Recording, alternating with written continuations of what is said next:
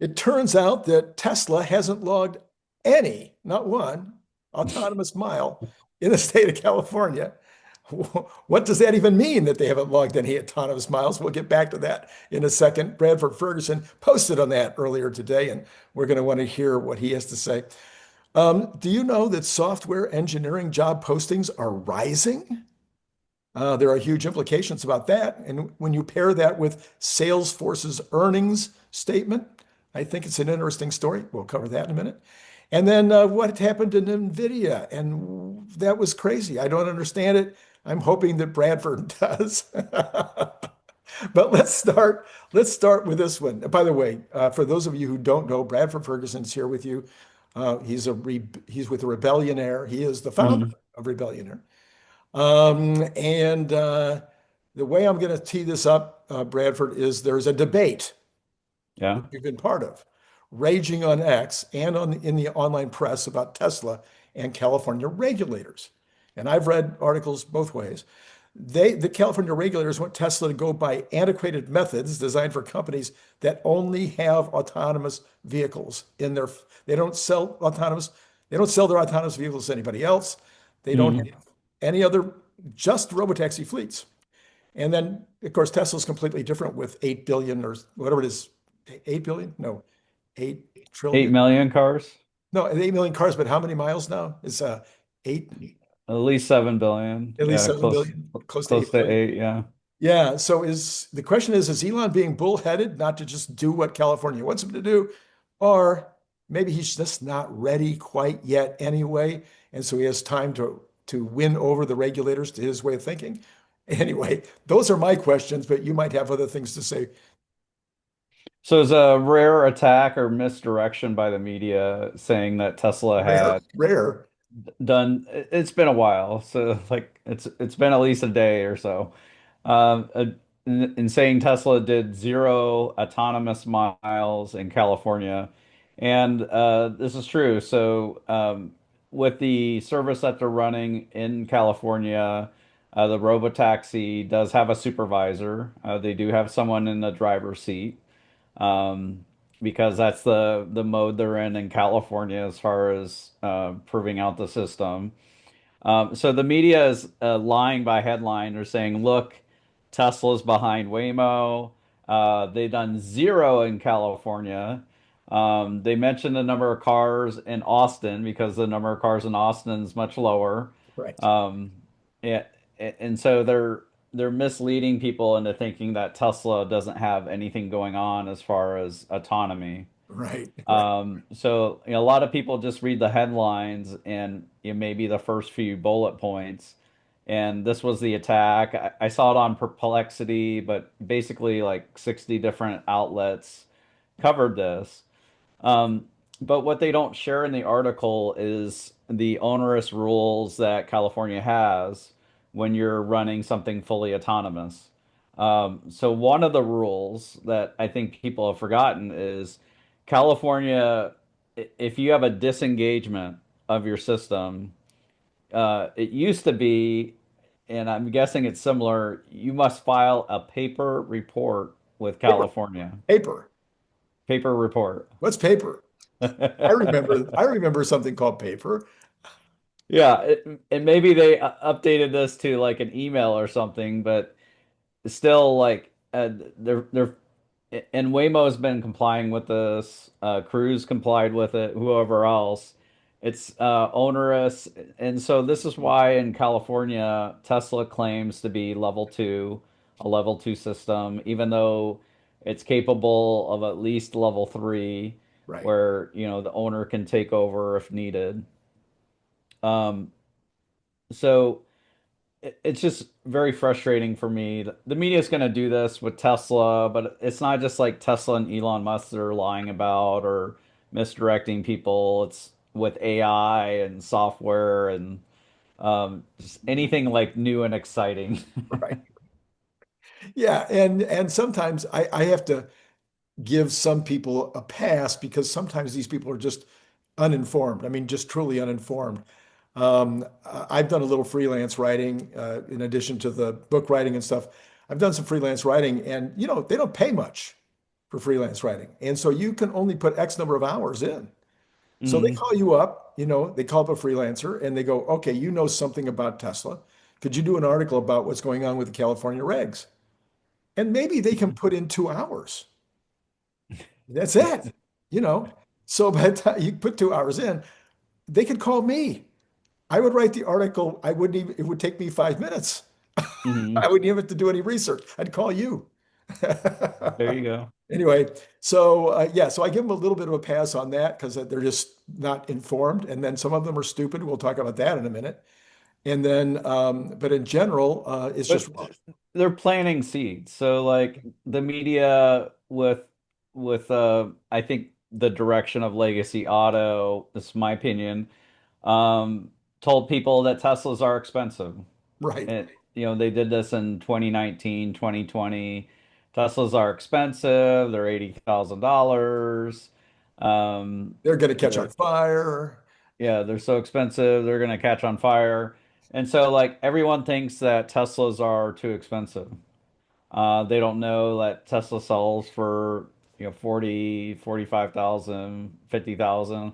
They don't understand that the total cost to own of a Model Y is very similar to a Toyota RAV4. But like compare a Model Y to a RAV4. Like if it's the same to own over 5 to 7 years, like which would you rather own? Right. Like it hands down the Tesla's way better. Well, I don't know. My Uh, neighbor across the street just traded in two Mercedes Benzes for his two Teslas. So it seems oh, like he would prefer to even have a Model Y and a Model 3 instead of two wow, Mercedes Benzes. Yeah. dang. Yeah. And similarly, like a Model 3 is what is it? It's not the Toyota Corolla, but it may whatever it is. Yeah. I'm thinking like Honda Civic. It's I'm really low.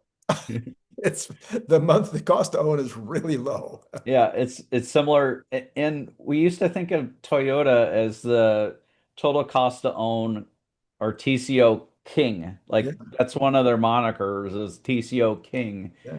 And these Teslas are equal to these, very popular models. Yeah. Very Yeah. frustrating. Very The frustrating. It's media just the plants these seeds with headlines and with like the first few bullet points and maybe they wrap some truth in like the third to last paragraph, something like that. Well, the headline is technically true. They haven't logged any miles. They haven't turned any miles into the state of California. They, of course, have logged miles in terms of the fact that there's whatever it is now, 300 or 400 cars in Northern California that are putting in miles every single day. Yeah, I think it's over 400. Over Yeah. 400, yeah, yeah. So anyway, all right. Well, we'll wait and see if anybody pays any attention to all of us yakking about this and trying to put people straight. Let's talk about somebody else that got it wrong today and somebody who was very excited about it. So Gary Black is all excited today because a not very bright field reporter test drove robo taxis in Austin and Hmm. said there were significant shortfalls on both the Waymo and the Tesla. Now, they said that the shortfalls were that the Teslas were the good news was they're very inexpensive, but you have long wait times. And Hmm. the shortfall on Waymo was that they're expensive, but you get them right away. So that was the good news. And so they decided that there needs to be a hybrid. And Gary Black was all excited about this article. And and then they went down a couple of the other A KPIs. hybrid what? A hybrid between wait time and cost or a non-electric Having car? the car, having somebody in the car and not having somebody in the car. I don't know. I couldn't figure out how the hybrid was supposed to work. But in addition, they listed a few other KPIs that might be important to the rider. Mhm. You know what they left out? Customer experience. Customer experience apparently doesn't matter.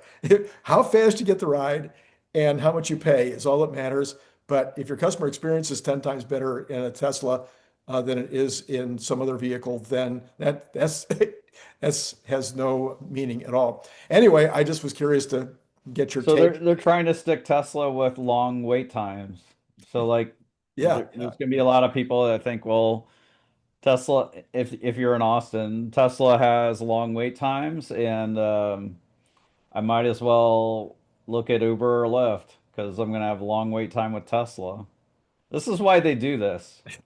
And they won't even like they'll never try it like a year from now or 6 months from now, even after it scales. so I have mentioned this on air before here, but I go to the airport once in a while and want to take an Uber or a Lyft, and it's 60 miles and it's now $180, not counting the tip. Dang. Now, if I had to wait uh, 25 minutes or an hour or 2 hours or 3 hours for a for a robotaxi to come get me, and it was only going to cost me $60 instead of $180, I would wait. It's a long wait, but I'd wait. I'd wait longer than that. I but might wait but we got 24. our newspaper, we could read while we wait, right? Yeah. So anyway, the waits that we're talking about, of course, are more like 25 minutes or whatever, as opposed to 6 minutes. And Hmm. I saw somebody who was testing down in Austin, and he goes, see, the ride with the Tesla was $3 and the ride with the Waymo was $17. And they said they were willing to wait. So I don't know. I think I'm not sure that this guy even got that part right. Hmm. So, so I some, think it matters to your typical Uber or Lyft rider. So um, in many cities, the average Uber and Lyft rider is someone who's commuting to a job that's like close to minimum wage. mhm. Between like 15 and 20 bucks an hour at a hotel or factory or even like a fast food restaurant. Um, so like that's most of the rides. It's Wow. not like people tourists or people getting liquored up. That's some of it, but most of the rides are people commuting to and from work. So if I'm that commuter, I bet you that I'm putting in that ride. I bet I have a time. I bet I'm putting it in advance. And if I'm doing it every day, then the system knows that I'm standing Yeah. right there. So I don't think there's going to be a problem with wait times, and it's going to be at least somewhat more expensive. I do expect Tesla to raise their prices to Yeah. something more in line with the market. Tesla's gonna offer scheduled rides too. Yeah. I was though disappointed recently, so they just hired someone to simulate the network. Yes. So essentially, what they be doing is, figuring out where the cars should be to maximize ridership or to minimize wait times as well. Like, so to, position the cars where they need to be, right before people open up their app so that a car is 1 minute away. Mhm. Um, I was disappointed they were hiring for this because I was hoping they were already doing that. And Yeah, right. about over a year ago, I was hoping that Tesla would acquire Lyft Yeah. just to get this data, Yeah. but it would have been expensive. So I Right. think at the time Lyft was between 4 and 6 billion, and maybe Tesla would have had to pay like 8 to 10 billion. That's a lot of money for sure. But like if you could get that expertise and get that data Mhm, mhm. from Lyft in many different cities, um, I think that would greatly accelerate how quickly Tesla could roll out, how effectively they could do it. Right, right. Yeah, I remember many people talking about that at the time, and Elon even I think specifically said we don't need them. I would agree with you. I would have thought this was something that they would have hired done a long time ago. So it's a little bit surprising. I'll look it up, but like, Lyft today, I'm guessing still isn't doing that great um, with their market cap, but let's see. Um, at 5.6 billion market Okay, cap. about the same. Okay. Yeah, yeah, yeah. On another subject that's near and dear to your heart, I see I'm only talking about things today that are near and dear to your heart. Mhm. Cybertruck impact. So I know you're a Cybertruck owner. You love your Cybertruck. And now we've got a $60,000 Cybertruck. So what is your thinking about this rollout? Do you think it's going to be, do you think this will get back the 250,000 people that put in their pre-orders? What do you think is going to happen here? So with Cybertruck, there were 2 million 2 pre-orders. million, 2 million. That's right, 2 million. And I'm having when so they many, did the I'm having so much announcement, trouble. I'm having so um, much trouble with Power at 10 lately. when they did the announcement, the price for the dual motor was 50,000, but we didn't have the crazy inflation. Yeah.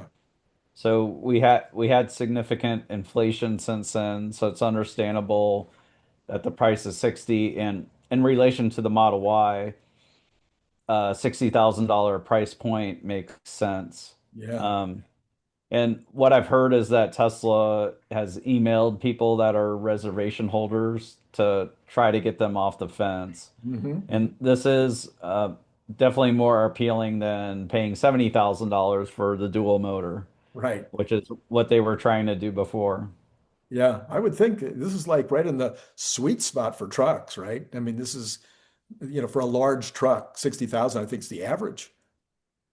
Yeah, for a luxury large truck, I mean, with the chrome and all that for these other models like the Ram and whatever, like those are at like 80 and $90,000. Yeah. Yeah.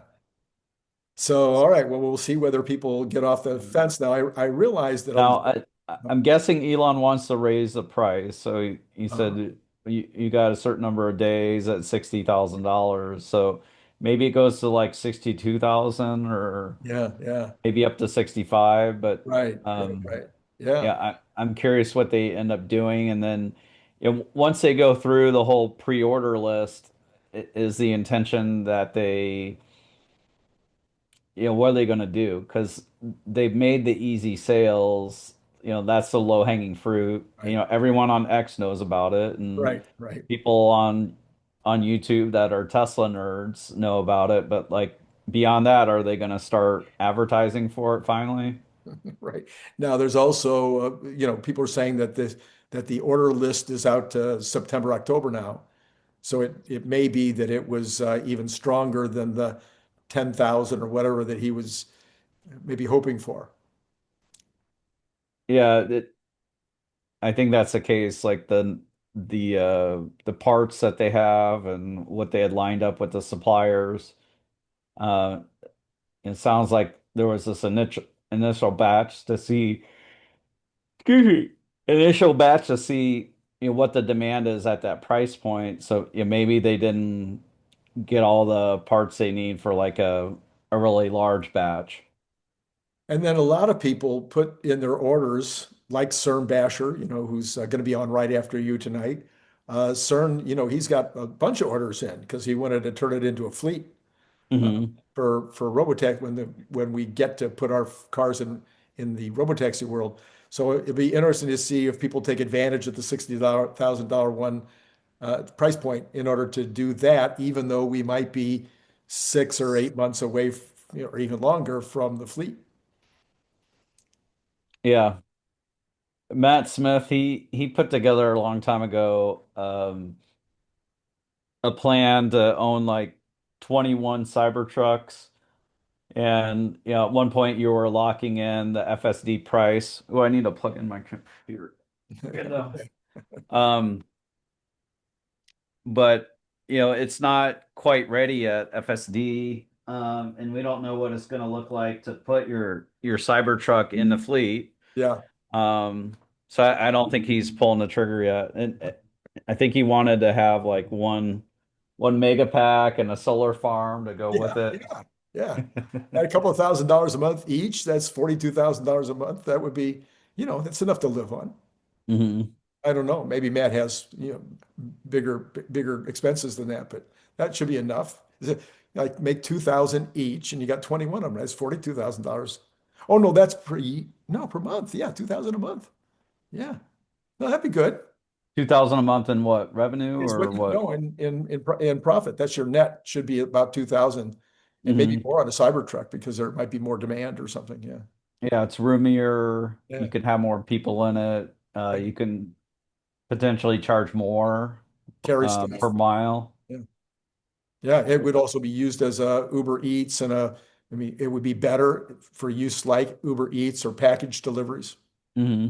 Yeah. Yeah. I think there's a huge business with places like Home Depot, where right now my handyman, I just, I did, a couple of toilets and a little bit of paint here and there. And he made 3 trips to Home Depot. Hmm. I'm like, if you could call it and Home Depot would put it in a robotic truck and send it Hmm. over here, that would save him a lot of time and maybe me a lot of money. Anyway, new Could be a subject. good little business, huh? That's right. That's right. A lot of Lowe's and Home Depot out there. Lots, lots. Okay, software engineering job postings are rising. I put that together in my brain with the fact that Salesforce earnings were like really, really much higher, even though the stock I think also went down, even though Hmm. their earnings were really up. So the SaaSes were getting SaaSed, and now Salesforce says, "Look, we're switching to AI. We're not going to wait around. We're all our stuff is going to be AI based." And I thought you would be the perfect person to ask this. So you've said you're in previous weeks, you said you're not hiring fewer people, you're hiring more. Hmm. So if software is going away, but they're hiring more software engineers, it seems to me that there's a level, you take what you've got now, you add AI to it, or you go first principles, but you still need an IO, you still need a way to interface with Right. whatever it is. Am I on the right path here? Yeah, you need people to be able to work to do programming for you, to utilize agentic AI and to um, just improve things. I think there's a huge opportunity that Salesforce or another CRM software, which means, client relationship management or customer relationship management. I think there's a huge killer app that they could do for it that AI enables. I'm not going to say what it is because we're I'm actually working on it on Okay, okay. a little slower scale than maybe some others are, but You um, might have mentioned it a few weeks ago, actually. You might have given it away then, so people have to go back about 3 or 4 weeks, and you can find out what Bradford's talking about. yeah. What was interesting was so Mark Benioff, he's the CEO of Salesforce, and he got all excited about agentic AI, and so they unveiled something called Agent Force, where you have your database in there that's got your customer data, and you get it in there, and then you can ask it questions, which is that's not the killer app, by the way. That's not the killer app. But it's nice. Like you can ask it Yeah. any question about your customer, and if it's got it in there, it can figure it out. But at the same time, he let go 4,000 engineers. Wow. Fast forward 2.5 months from then, which is not now, he said he regretted letting go so many people. Oh, So I'm not surprised they're hiring yeah. software engineers. Yeah. So I think the companies that can implement and figure out how to get value from AI, and I wrote about this in your book, AI Rising, which is on your bookshelf there. I think they're going to be hiring because like your incremental employee just gets that much more valuable. Life gets better for your other employees who maybe aren't like knee deep in programming, but they're just benefiting from work getting easier for them. Their time's getting freed up to do, more interesting work. Mhm. Um, those people get more efficient for you as well. And so like maybe you just throw a bunch of money at them, but I think you would also want to hire more people. Yeah. Yeah. So that was I thought a super interesting aspect of what's going Hmm. on right now. We'll come back in a minute to Nvidia and the price Yeah. drop today. But And let's oh and go I'll ahead. share one other thing is that I think it's a mistake to like suddenly have huge software teams. Mm, So like the route that Lemonade is going, and I think they're one of the most aggressive as far as implementing agentic AI, is they have one person teams. wow. So, one person handles the whole project, so they're not like having to clear everything through layers of people or develop consensus or wait on people to be free. So you can meet with them or whatever. You just assign one person to a project and let them cook, let them get the work done. Yeah, yeah. I just think, I've been in sales and marketing my whole life, and I think, today about, what I could have done back then in minutes, which took, maybe a year. I mean, identifying a new market, finding out who the players are in that market, finding out how the pricing works in that market, what are the discounts for the distributors, what are the discounts for the retailers, what does their margin have to be? Who's out there already? What are the competitors? I mean, it's like I envy you being so young because all that's wide open to you to go ahead and find people like the ones that you like as clients, in a way more effective manner than I mean, again, if I want to go into a new market, I went into I think a total of 35 markets overall between the two major companies that I had. And, people like things like hardware stores, mass marketers, locksmith, bicycle, et cetera, et cetera. Mhm. And yeah, every one of those markets, it took so much time to get the data that you needed to be able to enter the market. Yeah, I think right now is a great time if you serve local businesses or small businesses. That's not a huge focus for us, Yeah. but yeah, to be able to find out all the information and to serve them, I think you could make a lot of money helping small businesses and local businesses implement AI for one. So Right. if you got, really good at your vertical, let's say you're a small business owner Mhm. and figured out, okay, what are the most valuable ways to implement AI in your business, then you could take that to other similar, small businesses either nearby you or across the country that aren't, competitors of you. And I think small business owners would pay handsomely for that because, they're busy with their business. It's right. That's right. Well, okay. So speaking of all of that, we also talked last week a little bit about Upstart, which is a Mhm. company that you're now following. And I know so you had some conversation with them, I think yesterday, or you had an interview. And because they're in the same boat, right? They are using AI like at a big time level in order to make their job or their find their clients, make Mhm. sure which ones they're dealing with is the ones that they should be dealing with, make the most profit, et cetera. So just why don't you bring us up to date on Upstart? Yeah, so we interviewed the incoming CEO. So they had a CEO change. They have two main founders. One is Dave Gerard, and another one is Paul Gu. And Dave Gerard is the older MBA, and Paul Gu was the younger engineer who got them really going on AI. So I think this is like I don't know if it's like close to 10 years ago. Lemonade was 10 years ago. But what I think it's 14 years ago or so that they started. Um, so lending, a lot of businesses or banks, they lend using the FICO score, Mhm. and they might add a little more to it. But what what Upstart was able to do is use statistics and data sets to um, explain who are the better people to lend to using just more columns in the spreadsheet, more explainers for who your borrowers are.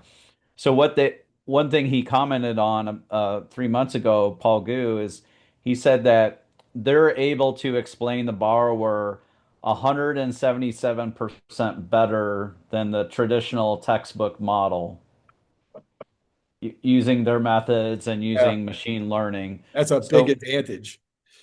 I don't know when machine learning started, but um, it's at least 10 years old. Yeah, at least. Yeah. And they've been doing machine learning either since they started or shortly thereafter to figure out, okay, who do we lend to?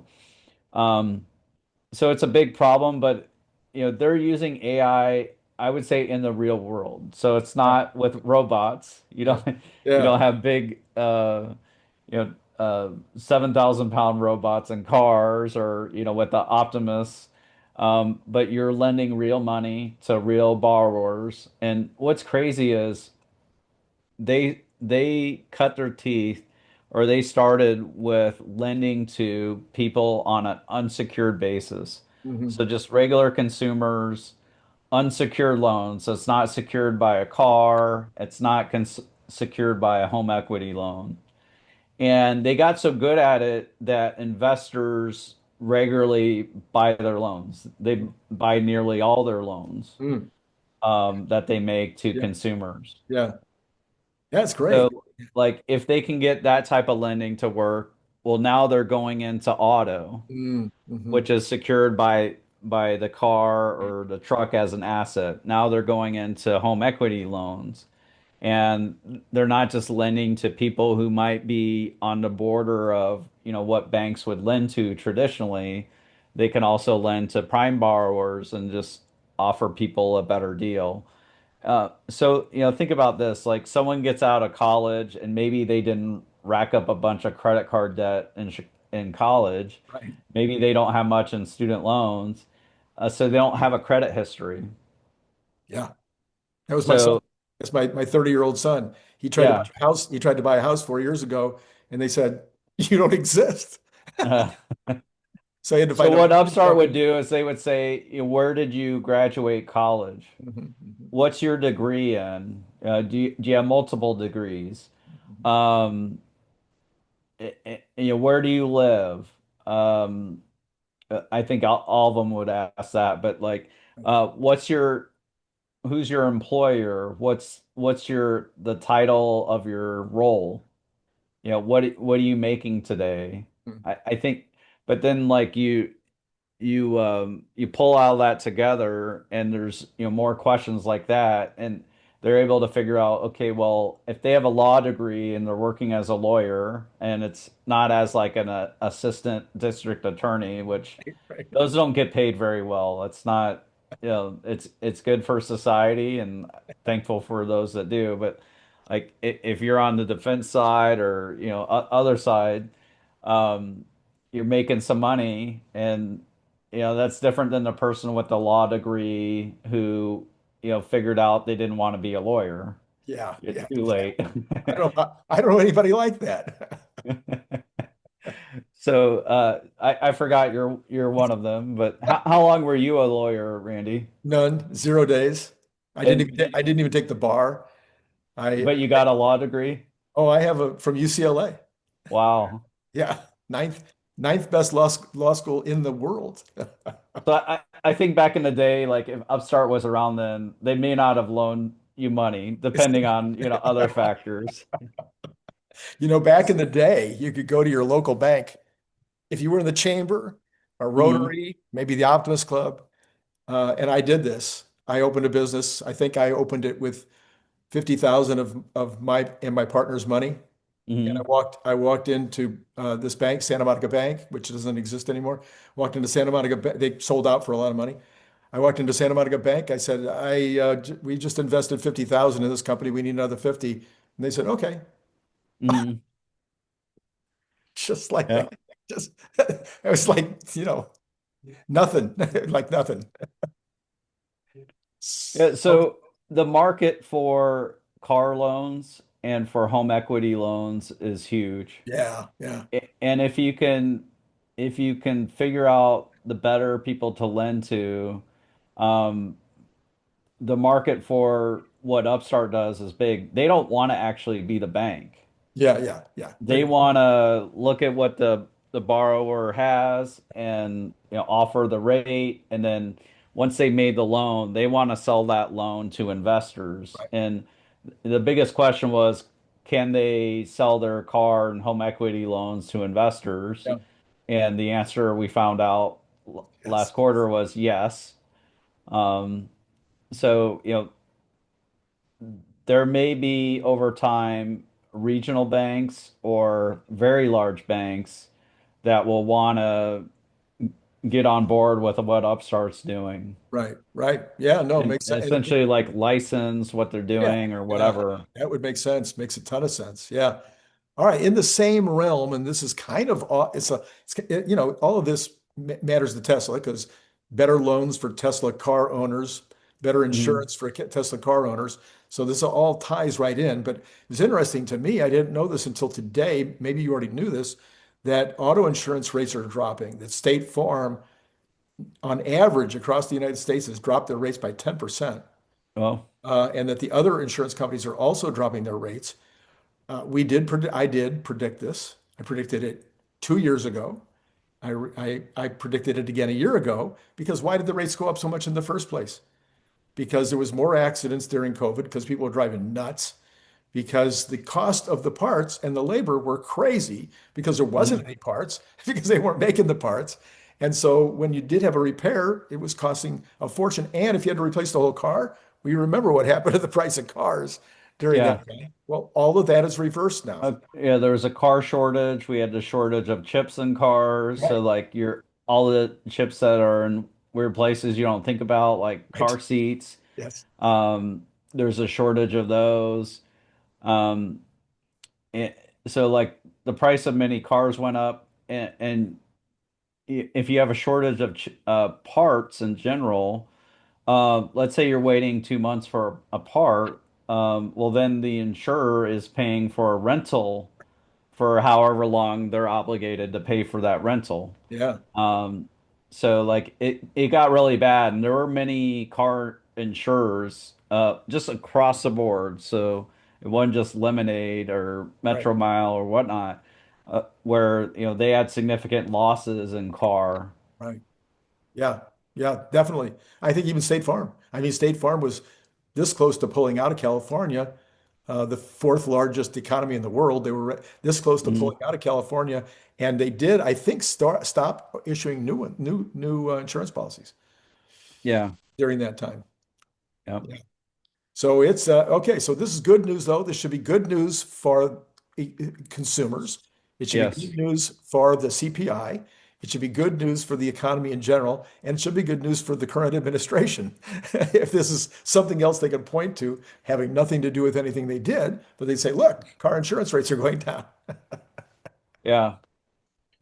Uh, one final point about like Upstart, and this also relates to Lemonade, is both companies have been using machine learning or other AI things before they were cool and Right, fashionable. right, So Lemonade was 10 years, Upstart's 14 years.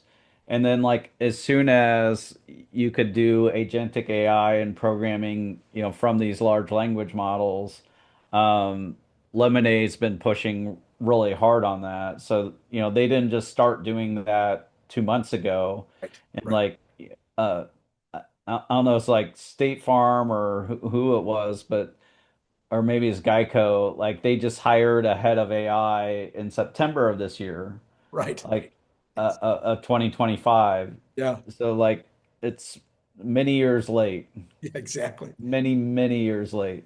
All right, before our time gets away from us, I wanted to talk to you about the Nvidia crash today. uh, Hmm. and the way that it took Magnificent Seven with it.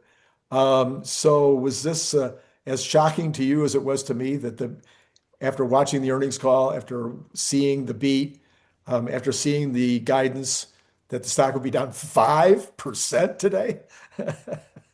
More than actually. Yeah, I'm not surprised. Okay. So, we own Nvidia for what they're gonna do over the next few years. Right. Um, they had great results, a very good size beat in revenue and profit. Um, so we weren't disappointed by what they shared. I just think in many stocks that are in the AI space, investors were using margin. They were loaded up on calls and other options, so they had leverage. Um, so I think it's and we'd seen many of the names that we own sell off drastically after great earnings reports. Yeah. So I think this is people mainly who, got too far over their skis with their investments in these companies, and as soon as the earnings report comes and the stock goes down, then suddenly they become forced sellers. Okay. All right. So this is a kind of a squeeze, kind of a forced Yeah, squeeze of the momentum right. And maybe some algo people. selling also. Yeah. Yeah. Yeah. Okay. All right. Yeah. Because I'm trying to, You think about Tesla, like there are a lot of people who got into leaps over the years or margin. Nvidia, they passed Tesla in market cap in 2023, right. and they got their market cap up to 4.5 trillion. Right. So you think of Nvidia, their options market isn't as liquid as Tesla, but Uh, you got to be betting that people had a lot of Nvidia calls out there. yeah. Yeah. I'm sure that some people made some real money on those leaps, at least if they Yeah. stayed in, they didn't sell off. That's always the issue, right? It's whether you Yeah. sell. Um, okay. So what next for Nvidia? What next for the stock market? Are we going to get over this in the next few days and start moving up, or are we going to continue to be a little bit sluggish? So for Nvidia, this is the first quarter of 6 quarters that they said their revenue is going to total $500 billion. So over the next 5 quarters, you take the revenue from this quarter, it's going to add up to $500 billion. And this is with if they execute. Ah, This is with orders that are already guaranteed commitments. mhm, mhm. So these are orders in hand. They will happen. They just need to make the chips and get them delivered. So that's what we're focused on with NVIDIA is getting to that point and beyond. And we think in general, people aren't believing it'll happen, but like that's the minimum. So last time NVIDIA reported earnings, they set their CFO, I think her first name is Ruth. She said that the 500 billion is the minimum, so it doesn't include new orders. So like they had a shortly after that report, they had a sale to one of the Gulf countries and um, the Gulf of Arabia. What's that called? That Gulf, Persian Gulf. Pershing Gulf, yeah. Yeah, Persian Gulf, Echo. and there was another sale to OpenAI that wasn't included in that, and so that 500 billion is going to be the minimum. Yeah, I mean, I'm believing in them. I do have a sense.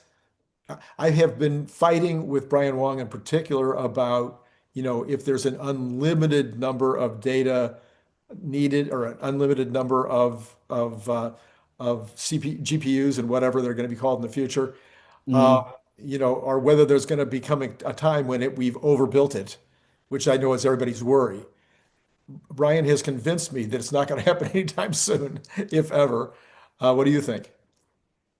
Yeah, not anytime soon. When we get 100 million humanoid robots, or going from 100 million to a billion, then I would be concerned about how much we have with data center.